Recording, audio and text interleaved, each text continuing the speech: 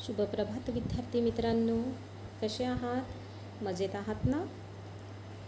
मी Mrs Simran Shaikh, आपली मराठी विषयाची teacher, केटॅक शाळेमधून आपले स्वागत करत आहे.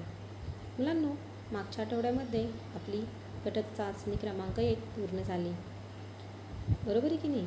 तर ते सर्व पेपर तुम्हाला सोपे आणि व्यवस्थित गेले ना? त्या सर्वांचा तुम्ही अभ्यास केला होता की नाही? केला होता ना? चला तर मग आपण आपल्या पुढील अभ्यासक्रमाला सुरुवात करूया. मुलांनो, आपल्या पाठ्यपुस्तकामधील कविता क्रमांक 6 हे खरे खरे व्हावे याचा आपण आज अभ्यास करणार आहोत. मुलांनो, हे कशाचं चित्र आहे? पक्षाचं चित्र आहे, बरोबर आहे की नाही? तर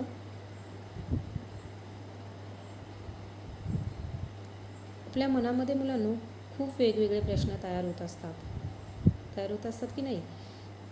जसे मोठी माणसं आहेत, लहान मुले आहेत, सर्वांच्या मनामध्ये वेगवेगळे प्रश्न तयार होत असतात आणि ते प्रश्न अस्तित्वात नसतानाही सर्वांना असं वाटत असतं की हे सर्व प्रश्न जे स्वप्न आहेत हे काय व्हावेत तर खरे व्हावेत.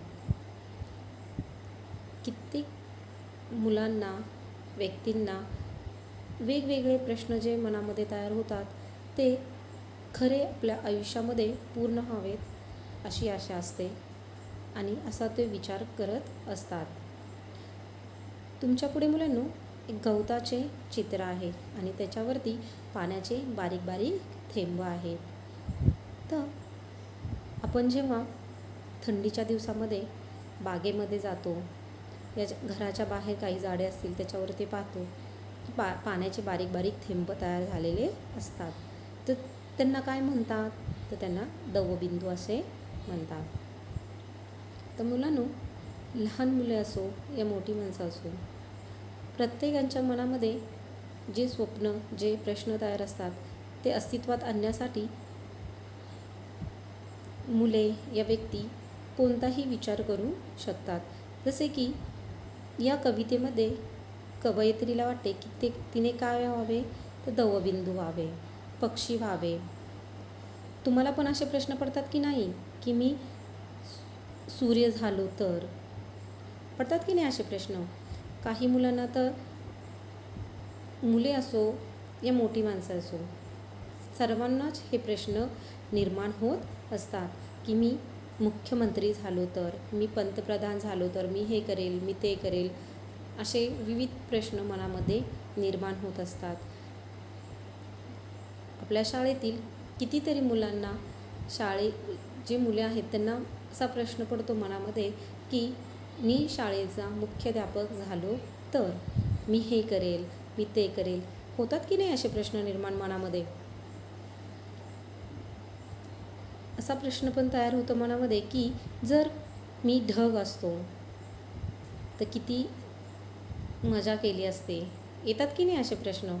पावसाच्या दिवसात आकाशामध्ये पाहिल्यावरती इंद्रधनुष्य दिसते तर काही मुलांना असा प्रश्न पडतो, तुम्ही इंद्रधनुष्य असतं तर वेगवेगळ्या रंगामध्ये मी खेळलो असतो, आकाशामध्ये ढगांबरोबर खेळलो असतो, असे खूप सारे प्रश्न मुलांच्या मनामध्ये निर्माण होत असतात.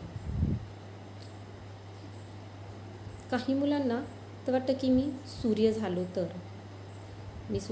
तर जे सूर्यापासून आपल्याला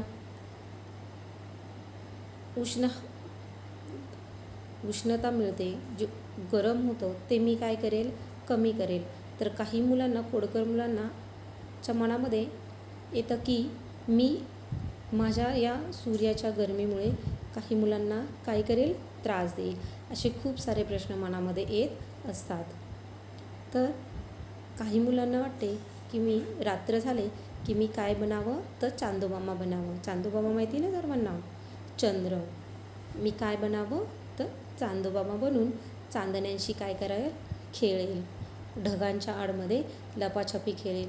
असे खूप सारे प्रश्न मुलांच्या मनामध्ये निर्माण होत असतात.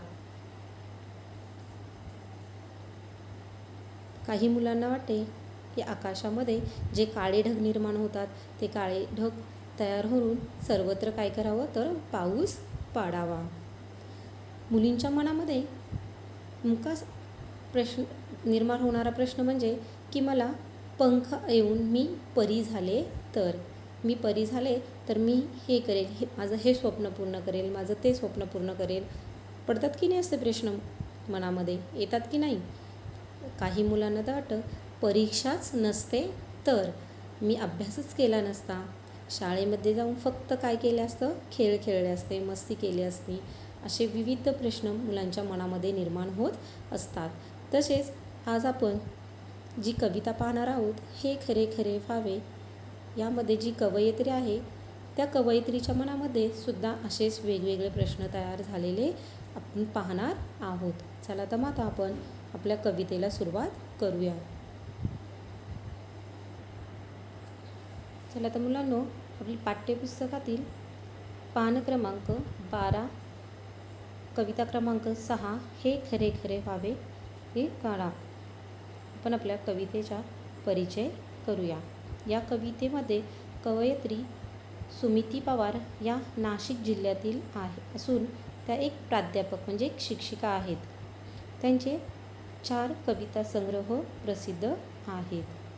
बालकविता, सृजन, संस्कार, शिदोरी यांना निसर्गाच्या विविध रंगात रंगून जायला आवडते. म्हणजे या कवयित्रीने कविता संग्रह लिहिले ते खूप प्रसिद्ध आहेत आणि त्या एक शिक्षिका आहेत आणि त्यांच्या मनामध्ये नेहमी निसर्गामधील विविध रंगात रंगून जाण्याला आवडते. त्यांनी बालकविता कोणत्या कोणत्या केल्या तर सृजन, संस्कार, शिदोरी या त्यांनी बालकविता केल्या. त्यामधीलच एक कविता आहे ती म्हणजे हे खरे खरे व्हावे. या कवितेची मध्यवर्ती कल्पना आपण पाहूया. कवयित्रीला अवकाशात फिरावेसे वाटते, कधी दवबिंदू होऊन तर कधी ढग होऊन धरणीवर उतरावेसे वाटते. निसर्गाच्या रंगांमध्ये हे खरेखुरे रंगून जावेसे वाटते. म्हणजेच कवयित्री सुमिता पवार यांना त्यांच्या मनामध्ये जे स्वप्न आहेत, जे प्रश्न आहेत, जे त्यांच्या मनामध्ये निर्माण होणारे प्रश्न आहेत ते कसे वाटतात की हे सर्व खरे खरे व्हावेत ना, आपल्या आयुष्यामध्ये खरेखुरे ते रंगून जावेसे त्यांना वाटते. की जसं की त्या कधी त्यांना दवबिंदू होऊन तर कधी ढग होऊन धरणीवर उतरावेसे वाटते. तर निसर्गातील वेगवेगळ्या रंगांमध्ये त्यांना काय करायचे आहे, रंगून जायचे आहे. कवयित्रीला अवकाशात फिरावेसे वाटते. कसे फिरावेसे वाटते तर पक्षी होऊन अवकाशात फिरावेसे वाटते. तर आपण आपल्या कवितेला सुरुवात करूया. हे खरे खरे व्हावे. परिच्छेद पहिला, पान क्रमांक 12. परिच्छेद पहिला काय आहे? हवेवरी त्या होत स्वार मी, अवकाशी विहरावे, मनात माझ्या नेहमी येते मी पक्षी पावे. तर इथे कवयित्रीच्या मनामध्ये काय प्रश्न तयार होतो, काय तिच्या मनामध्ये काय येतं की हवेवर त्या होत स्वार मी. हवेवरती म्हणजे हवेमध्ये, हवेवरती मी स्वार म्हणजे अरूढ होणे, फिरणे, हवेवरती स्वार होऊन अवकाशी विहरावे. विहराव म्हणजे आकाशात उडणे. की कवयित्रीच्या मनामध्ये असं येतं की मी हवेवरती स्वार होऊन अवकाशात फिरावे, विहरावे, मनात माझ्या नेहमी येते की मी पक्षी व्हावे. मनामध्ये माझ्या असा प्रश्न येतो की मी पक्षी झाले तर हवेवरती स्वार होऊन पूर्ण अवकाशात ते काय करेल, भ्रमण करेल, पूर्ण अवकाशामध्ये मी फिरेन. जसं पक्षी पूर्ण आकाशामध्ये फिरतात की नाही, पक्षी उडताना तुम्ही पाहिले आहेत ना, तसेच कवयित्रीला वाटते की मी पक्षी झाले तर पूर्ण आकाश फिरेल, हवेवरती स्वार होऊन पूर्ण आकाशाचं काय करेल, मी भ्रमण करेन, आकाशामध्ये फिरेल. मला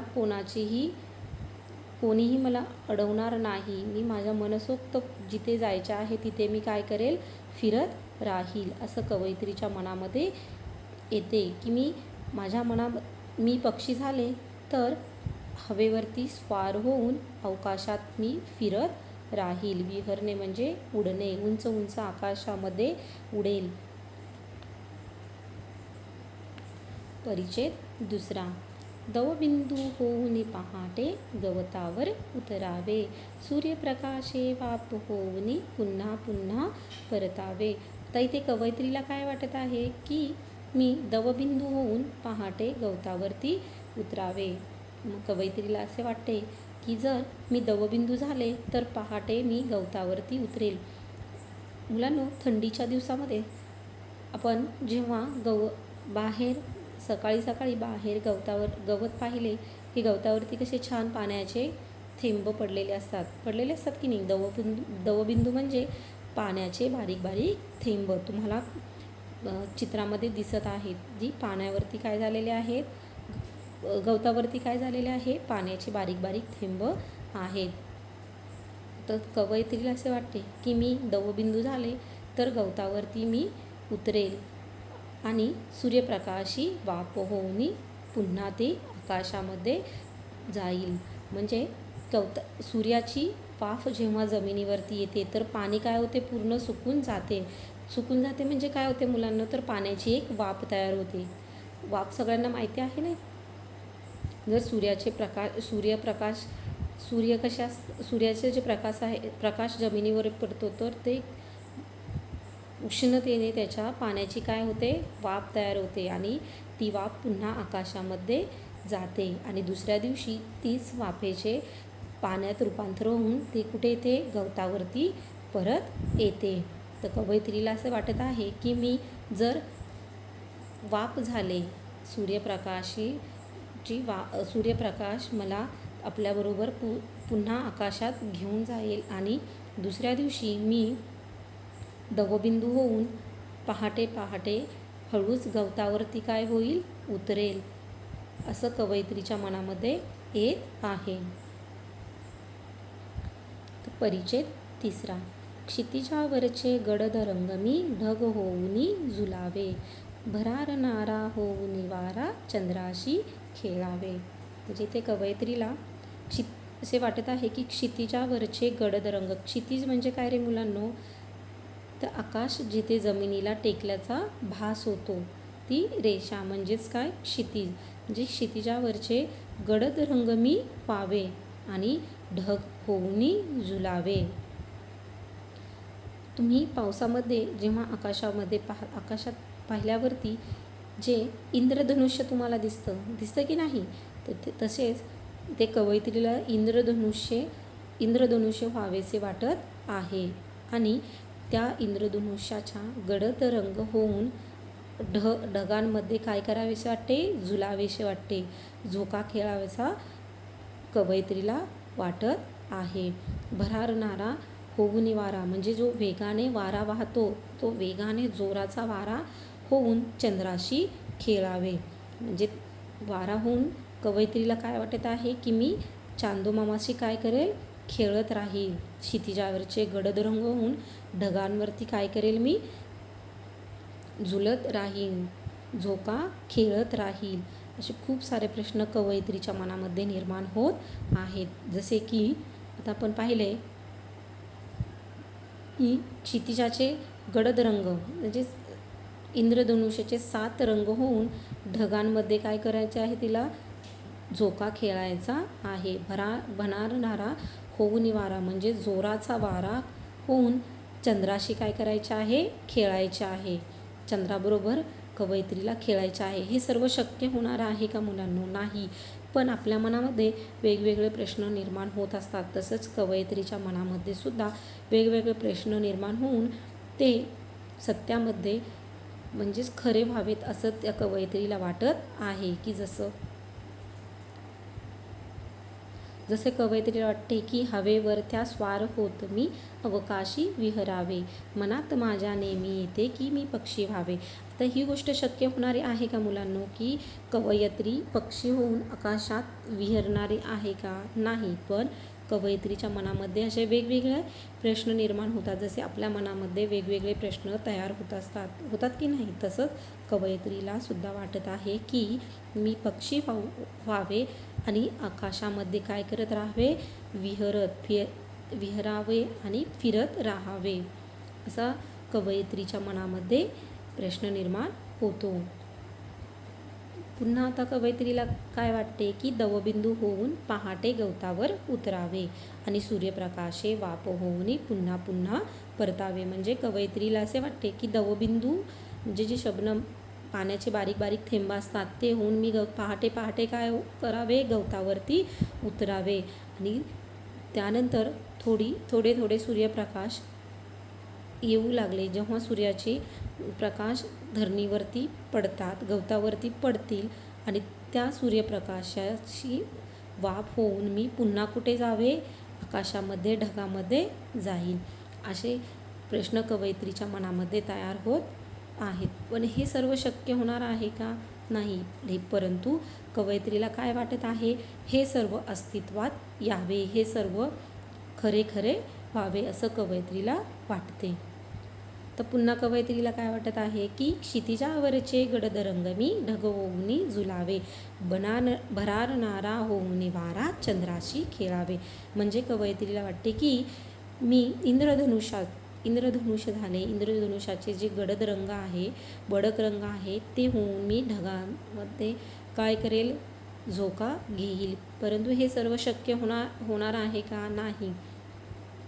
परंतु कवयित्रीला काय वाटत आहे, हे सर्व खरे व्हावे, भरारणारा होऊन वारा चंद्राशी खेळावे. म्हणजे जोराचा वाऱ्यासारखे मी होईल आणि चंद्राशी काय करेल, खेळत राहील. असे खूप सारे प्रश्न कवयित्रीच्या मनामध्ये निर्माण होत आहेत.